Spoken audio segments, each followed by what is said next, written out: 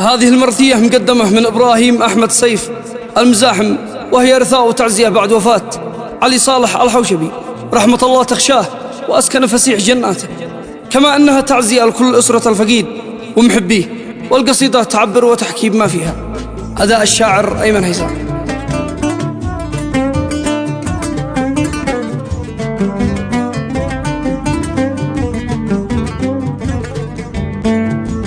باسمك يا كريم يا عظيم يا من في عبادك رحيم، أبدع بك فأنت العليم تعلم كل ما داخلي، أبدع بك وقلبي وجيع بشكي ضيق وانت السميع، صر جرح قلبي وسيع من حين مات عمي علي. إبراهيم مزاحم يقول والدمعات مثل السيول ماشي للسعادة حلو قلبي بالوجع ممتلي، يا دنيا الجروح اغربي شليتي على الحوشبي، كان الجيد ذي جانبي بعده اوح من عادلي.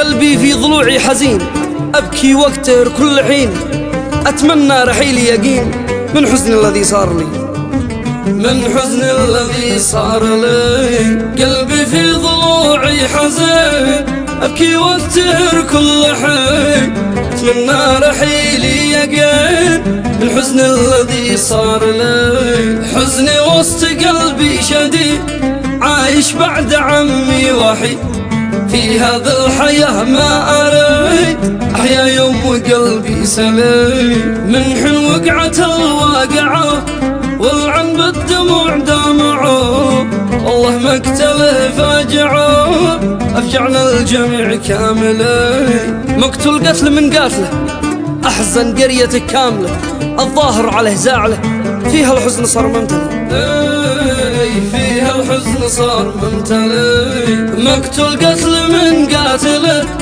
أحزن قريته كاملة، الظاهر عليه زاعل فيها الحزن صار ممتلئ. أحزن كل من يعرفه من كان بالكرم يوصفه، الله كل عن ذارفه والدمع الغزير نازله. كان الجيد كان الكريم كان إنسان طبعه عظيم، بين الناس قلبه رحيم دايم بالكرم معتلي. قلبه كان صافي نقي كان مؤمن وبالله تقي، مثل في الكرم ما بقي إنسان مثل عمي علي. كان إنسان ما له مثال وعياله رجال الرجال، فيهم جود مثل الجبال الجد عندهم دايمي. شدعي خالقي واسأله أن يرفع علي منزله، فالفردوس أن يدخله ويزيل الحزن من داخلي، ويزيل الحزن من داخلي. شدعي خالقي واسأله أن يرفع علي منزله، في الفردوس أن يدخله ويزيل الحزن من داخلي. وصلي على المصطفى ذي ذكر اللي قلبي شفى، نور الكون ذي ما طفى ختم الأنبياء المرسلين.